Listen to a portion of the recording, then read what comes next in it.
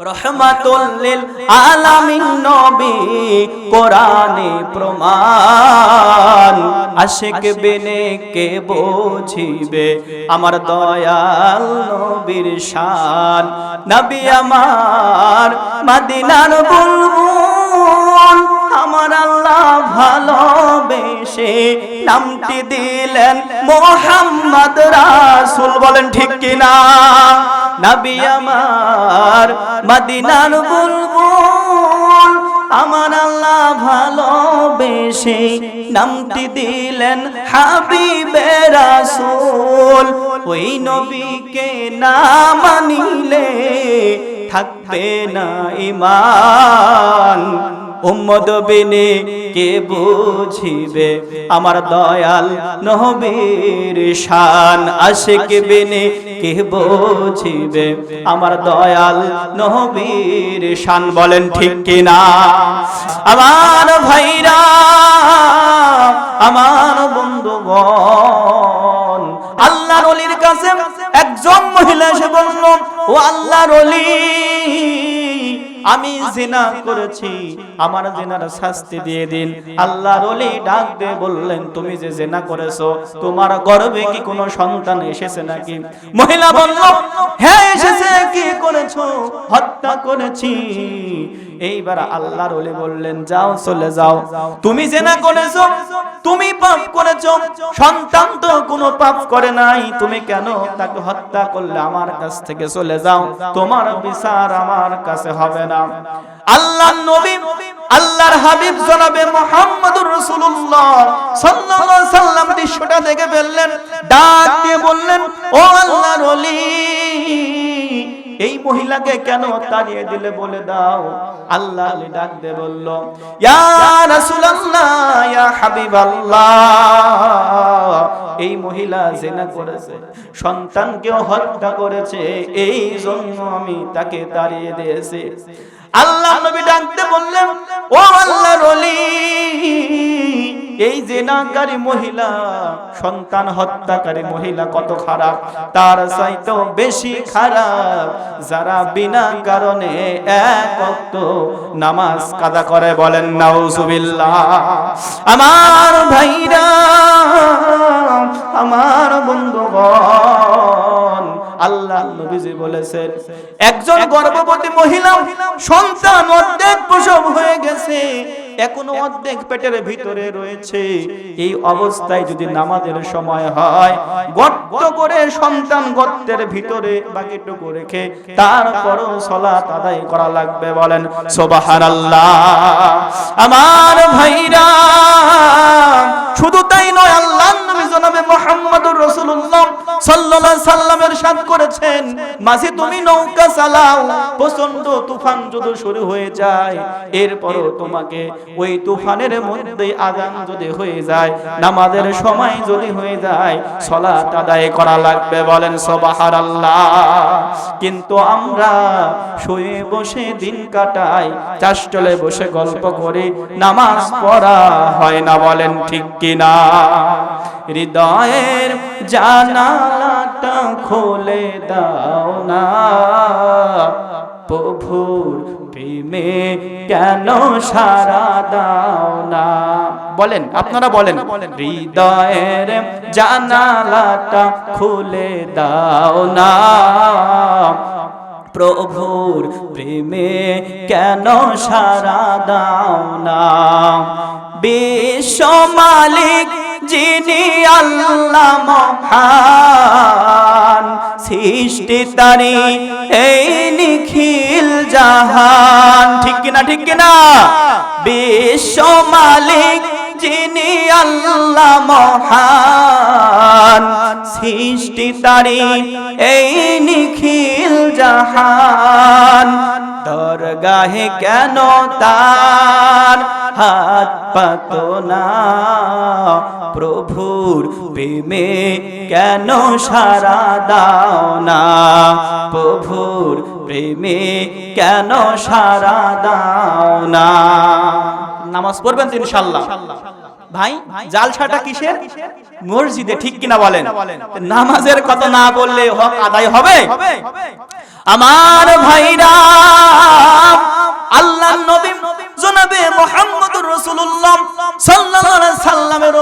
আয়াতে কারিমাখানা কখন নাজিল হলো?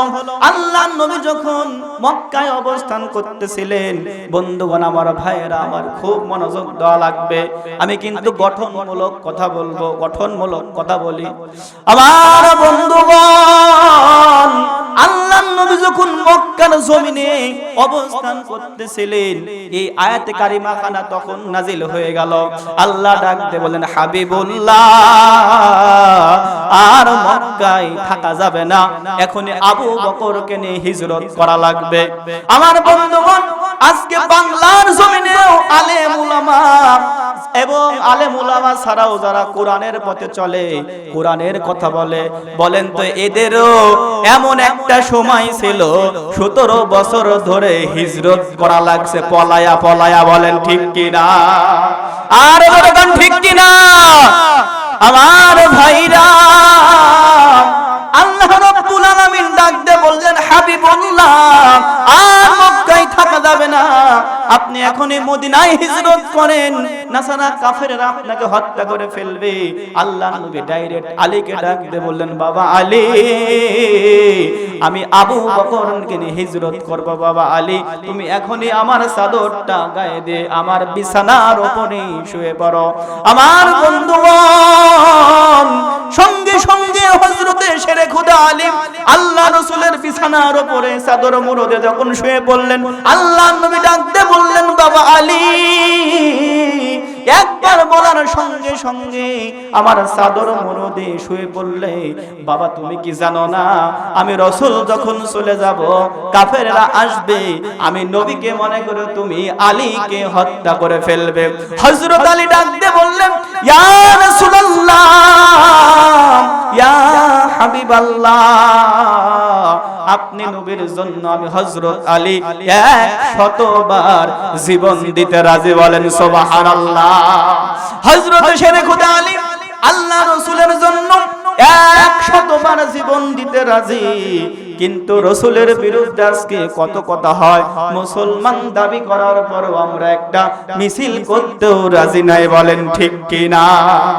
অথচ আল্লাহ রাব্বুল আলামিন বলছেন, কুল ইন কুনতুম তুহিব্বুনাল্লাহা ফাত্তাবিউনি ইউহিব্বুকুমুল্লাহু ওয়া ইয়াগফির লাকুম যুনুবাকুম ওয়াল্লাহু গফুরুর রহিম। বলেন সুবহানাল্লাহ। আল্লাহ বললেন, হাবিবুল্লাহ, तमाम পৃথিবীর মানুষদের আপনি বলে দেন, তারা যদি একমাত্র আমি আল্লাহ রাব্বুল আলামিনকে ভালোবাসতে চায়, আমি আল্লাহকে ভালোবাসা লাগবে না, ফাত্তাবিউনি, আপনার ইত্তেবা করতে বলুন, তাহলে আমি আল্লাহ রাব্বুল আলামিন ওই মানুষগুলিকে ভালোবাসবো। শুধু ভালোবাসবো না, ইয়াগফির লাকুম যুনুবাকুম আল্লাহু গফুরুর রহিম। বলেন সুবহানাল্লাহ। জানিয়ে দিলেন, হাবিবগণ, আপনার ইত্তেবা করার কারণে আমি আল্লাহ রাব্বুল আলামিন ওই মানুষের तमाम জিন্দেগীর গুনাহগুলো maaf করে দেব। বলেন সুবহানাল্লাহ। রহমাতুল লিল আলামিন নবী, কোরআনে প্রমাণ, ওই নবীকে না মানিলে থাকবে না ঈমান। বলেন ঠিক কি না? রহমাতুল লিল আলামিন নবী, কোরআনে প্রমাণ, আশিক বিনে কে বুঝিবে আমার দয়াল নবীর শান। নবী আমার মদিনার বুলবুল, আমার আল্লাহ ভালোবেসে নামটি দিলেন মুহাম্মদ রাসূল। বলেন ঠিক কি না?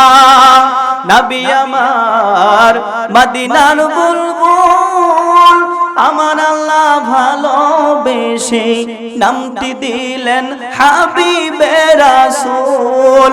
ওই নবীকে না মানিলে থাকবে না ঈমান, উম্মত বিনে কে বুঝিবে আমার দয়াল নবীর শান, আশিক বিনে কে বুঝিবে আমার দয়াল নবীর শান। বলেন ঠিক কিনা আমার ভাইরা, আমার বন্ধুগণ?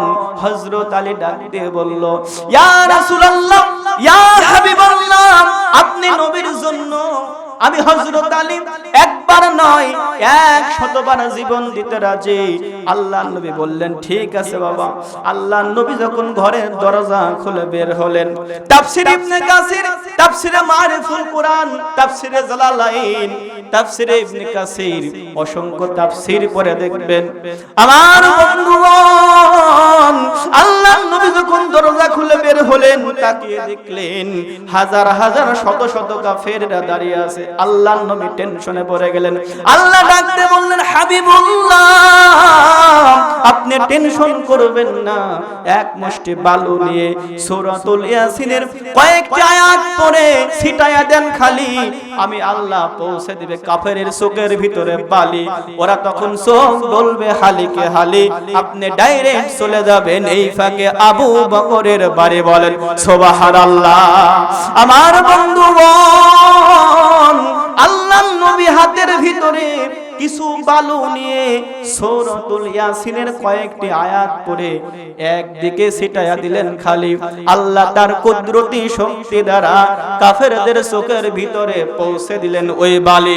ওরা সবাই যখন চোখ ডলতেছে হালিকে হালি, আল্লাহর নবী ডাইরেক্ট চলে গেলেন এই ফাঁকে আবু বকরের বাড়ি। বলেন সুবহানাল্লাহ।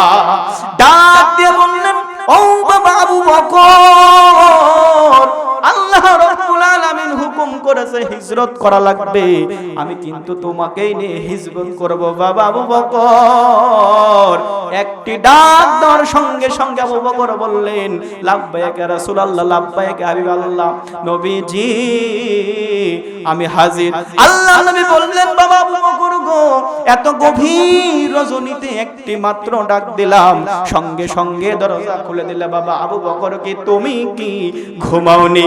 ডাক দিয়ে বললেন, ইয়া রাসূলুল্লাহ, ইয়া হাবিবাল্লাহ, যেই দিন আপনি বলেছিলেন বাবা আবু বকর গো, আমি কিন্তু তোমাকে নিয়ে হিজরত করব, সেই দিন থেকে আমি আবু বকর বিছানার সঙ্গে পিঠ লাগায়া ঘুমাই না। আমার সব প্রয়োজনীয় জিনিসগুলো টুকলা করে নিয়া দরজার সঙ্গে পিঠ লাগায়া লাগায়া ঘুমাই, কারণ আমি যদি বিছানার সঙ্গে পিঠ লাগায়া ঘুমাই আর আল্লাহর নবী আবু বকর আবু বকর বলে ডাকবে, কষ্ট হবে। এই জন্য আমি আপনাকে কলিজার থেকে ভালোবাসার কারণে বিছানায় ঘুমাই না। জোরে বলেন সুবহানাল্লাহ। আমার বন্ধুগণ, সংক্ষেপ করেছি, আল্লাহর নবী আবু বকরকে নিয়ে রওনা দিলেন। কিছু দূর যাওয়ার পরে রাত্রি ভোর হয়ে গেল। আল্লাহর নবী ডাকতে বললেন, বাবা আবু বকর গো, আর যদি সামনে যাই কাফেরেরা ধরে ফেলবে। এই যে দেখো গুহা, এই গুহার ভিতরে আশ্রয় নেওয়া লাগবে। আমার ভাইরা, আমার যুবক ভাইরা, আল্লাহর নবী আবু বকরকে নিয়ে গুহার ভিতরে আশ্রয় নিলেন। আল্লাহর নবী বললেন, বাবা আবু বকর গো, আমি তোমার উরুর উপরে আমার মাথাটা রেখে একটু ঘুমাতে চাই। আল্লাহর নবীকে আবু বকর বললেন, ঠিক আছে ঘুমান।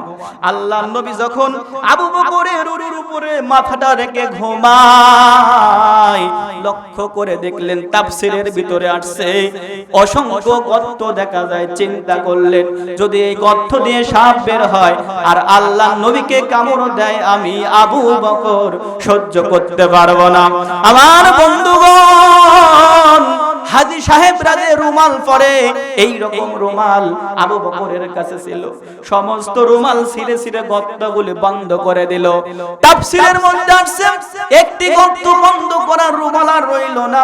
হযরতে আবু বকর এই বৃদ্ধ পায়ের বৃদ্ধ আঙ্গুলটা, ডান পায়ের বুড়া আঙ্গুলটা গর্তের ভিতরে প্রবেশ করালেন। চিন্তা করলেন, এই গর্ত দিয়ে যদি সাপ আসে আর আমার নবীকে কামড় দেয়, আমি আবু বকর তো সহ্য করতে পারবো না। আমার ভাইরা, আল্লাহ পাহাড়ি সাপকে ডাকতে বললেন, ও পাহাড়ি সাপ, আর দেরি করিস না। আমি ভাবতাম আমার হাবিবকে আমি আল্লাহ সব চাইতে ভালোবাসি, কিন্তু এখন মনে হচ্ছে আমার চাইতেও আমার দোস্ত কি ওই আবু বকর বেশি ভালোবাসে। আমি করে দেখতে চাই।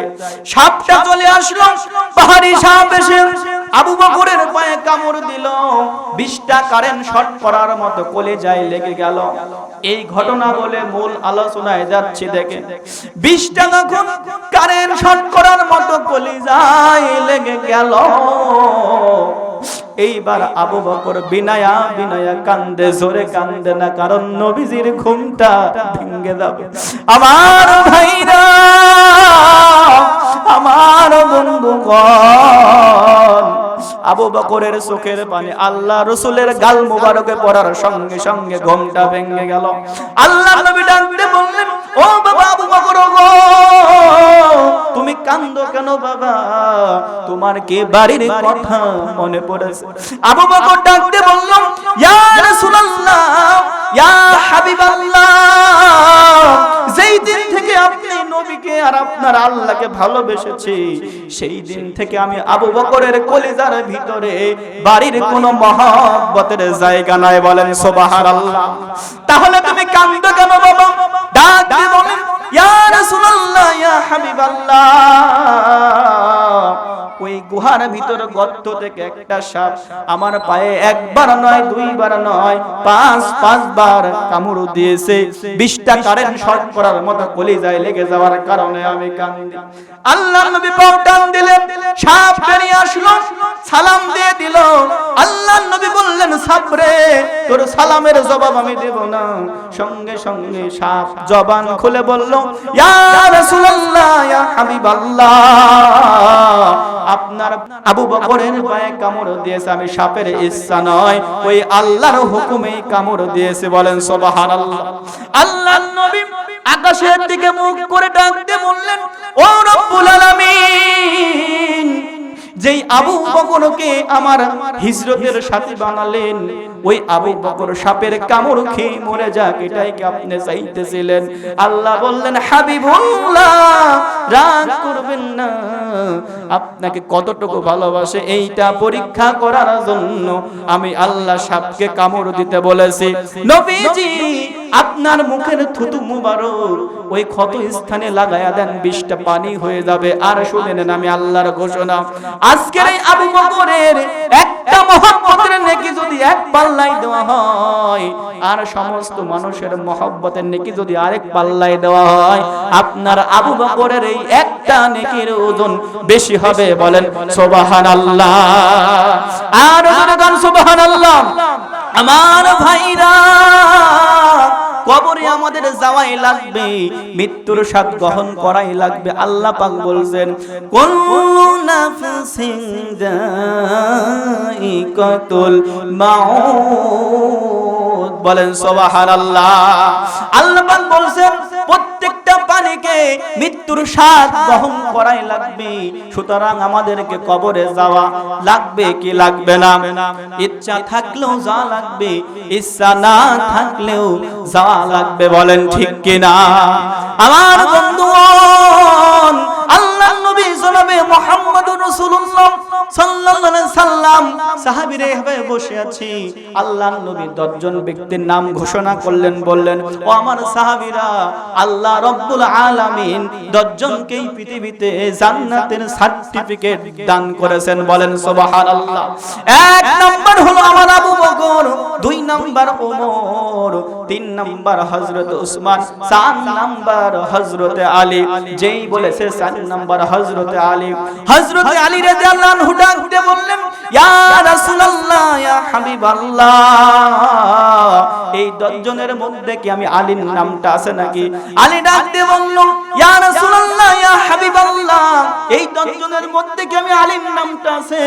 আল্লাহ নবী ডাক দিয়ে বললেন, বাবা আলী, আমি যখন তোমার নামটা বললাম তুমি কি শোনোনি? আলী ডাক দিয়ে বলল, নবীজি, এই আলী অন্য কেউ হতে পারে। আল্লাহ নবী বললেন, অন্য কেউ না, এই আলী আমার জামাই ফাতেমার স্বামী, তুমি আলী। বলেন সুবহানাল্লাহ। আমার বন্ধুগণ, খুব সংক্ষেপে সংক্ষেপ করছি। এইবার হযরত আলী ডাকতে বলল, ইয়া রাসূলুল্লাহ, ইয়া হাবিবাল্লাহ, আল্লাহ যেহেতু আমাকে জান্নাতের সার্টিফিকেট দান করেছে, আজ থেকে আমি যদি নামাজ না পড়ি আল্লাহ কি তারপরেও আমাকে জান্নাত দেবে? আল্লাহ নবী বললেন, তুমি নামাজ না পড়লেও জান্নাতে। বলেন সুবহানাল্লাহ। আমার ভাইরা, হযরত আলী বাড়ি থেকে ডাকতে বললেন, ও পানের বিবি ফাতেমা, খবরদার বিলাল যখন আযান দিবে আমাকে ডাক দিও না। ফাতেমা হাসতেছে, সারা জীবন যাকে ডাকা লাগলো না সে আবার ডাকের প্রশ্ন কেন তুললো? এইবার ফাতেমা ডাকতে বলল, ও স্বামী, কোনদিন ডাকা লাগলো না, এই প্রশ্ন কেন আসলো? এবার হযরত আলী ডাকতে বললেন, ফাতেমা, তোমার বাবা করেছে ঘোষণা আমি নাকি জান্নাতি, নামাজ না পড়লো জান্নাতি, আমি নামাজ পড়ব না। ফজরে যখন বেলাল আসসালাতু খায়রুম মিনান নাওম বলে আযান দিয়ে দিয়েছে, হযরত আলী বিছানায় বসে পড়লেন। ফাতেমা ডাকতে বললেন, পানের স্বামী, আপনি বললেন নামাজ পড়বেন না, তাহলে উঠলেন কেন? আলী ডাকতে বলছে, নামাজ পড়ব না, তাই বলে কি উঠা যাবে না? কিছুক্ষণ পর যখন জুব্বা আর পাগড়ি পরে রেডি হয়েছে, ফাতেমা ডাকতে বলল, স্বামী, আপনি আমার বাবার কাছে ওয়াদা করেছেন নামাজ পড়বেন না, তাহলে জুব্বা পরে কোথায় যান? যখন মসজিদের দিকে চলে যাচ্ছে ডাকতে বলছে, ফাতেমা, আমি না হয় নামাজ পড়ব না, তাই বলে কি নামাজের দৃশ্য দেখা যাবে না? মসজিদে চলে গেলেন, 2 রাকাত সুন্নত নামাজ পড়লেন। সাহাবীরা ডাকতে বলল, আলী ভাই, তুমি না ওয়াদা করেছো নামাজ পড়বে না, কিসের নামাজ পড়লে জানতে চাই? আলী বলল, সাহাবীরা রে, আমি না হয় ফরজ পড়ব না, তাই বলে কি 2 রাকাত সুন্নত পড়া যাবে না? আমি সুন্নত পড়েছি। যেই মাত্র হযরত বেলাল কত কওমাতিন সালাহ বলেছে, আবু বকর আর উমরকে ফাঁক করে এইবার সঙ্গে সঙ্গে হযরত আলী রাদিয়াল্লাহু আনহু, হযরত আবু বকর রাদিয়াল্লাহু আনহু আর হযরত ওমর রাদিয়াল্লাহু আনহুর মাঝখানে দাঁড়িয়ে গেলেন। বলেন সুবহানাল্লাহ। আল্লাহর নবী সালাম ফিরালেন, ডাক দিয়ে বললেন, ও আমার আলী, তুমি যে ওয়াদা করেছো নামাজ পড়বে না। আলী ডাকতে বলছে, ইয়া রাসূলুল্লাহ, ইয়া হাবিবাল্লাহ, আমি অনেক চেষ্টা করেছি নামাজ পড়ব না, কিন্তু আমি নামাজ পড়তে না চাইলে কি হবে? নামাজি আলীকে ছাড়ে না। বলেন সুবহানাল্লাহ। তাহলে আমরা ভাই এত সুন্দর মসজিদ কেন নামাজ পড়ি না? দেখেন তো, কারণ আমাদের ঈমানের মধ্যে কি ধরেছে? পোকা ধরেছে, ফাটল ধরেছে, ঠিক কিনা বলেন? রঙিন এই পৃথিবী ছাড়িতে হইবে, সাদের এই দেহ মাটিতে খাইবে, শূন্য হবে জিন্দেগানি, কার লাগিয়া এত মায়া এত শোকের পানি রে মন, কার লাগিয়া এত মায়া এত শোকের পানি। সন্ধ্যা হলে ডুবিবে বেলা, সঙ্গ হবে ভবেরি মেলা। বলেন ঠিক কিনা? সন্ধ্যা হলে ডুবিবে বেলা, সঙ্গ হবে ভবেরি মেলা, কেউ বা দিবে আখেরি গোসল, কেউ বা দিবে আখেরি গোসল, কেউ বা আনবে আতর দাহানি, কার লাগিয়া এত মায়া এত শোকের পানি রে মন, কার লাগিয়া এত মায়া এত শোকের পানি। কত আশার বাসা তোমার, নিমিষেতেই হবে যে চুরমার, কেউ বা ডাকবে মামা বলে, কেউ বা ডাকবে মামা বলে, সারা তো দিবে না জনহনি, কার লাগিয়া এত মায়া এত শোকের পানি রে মন, কার লাগিয়া এত মায়া এত এত চোখের পাহানি, জোরে কোন ঠিক কিনা? মরা লাগবে কিনা বলেন আমার ভাইরা? মরা কিন্তু লাগবে।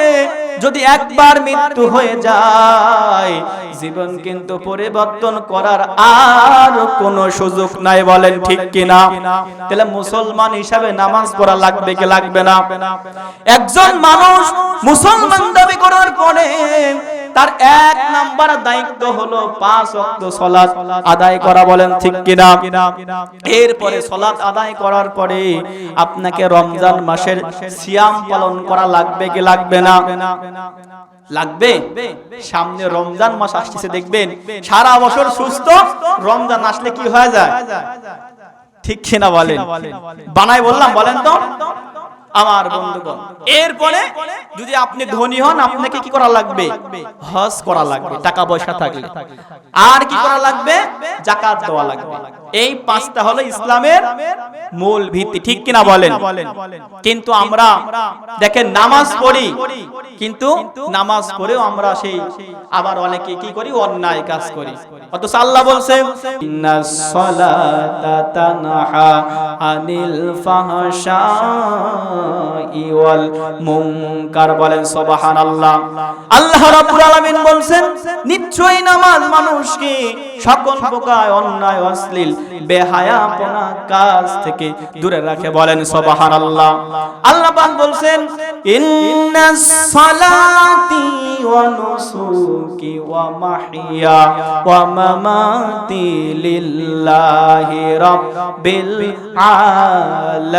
আলামিন, বলেন সুবহানাল্লাহ।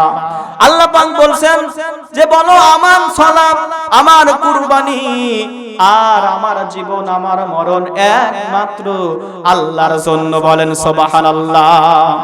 কিন্তু মানুষ এখন এমন নামাজও পড়ে সুদও খায়, নামাজও পড়ে ঘুষও খায়, নামাজও পড়ে জিনাও করে, আছে না নাই? তুমি নামাজ পড়িয়া করবা কি, রোজা রাখিয়া করবা কি, কলবেতে ঢুকেছে তোমার দারুন শয়তানি, বলেন ঠিক কিনা? আছে না নাই বলেন তো?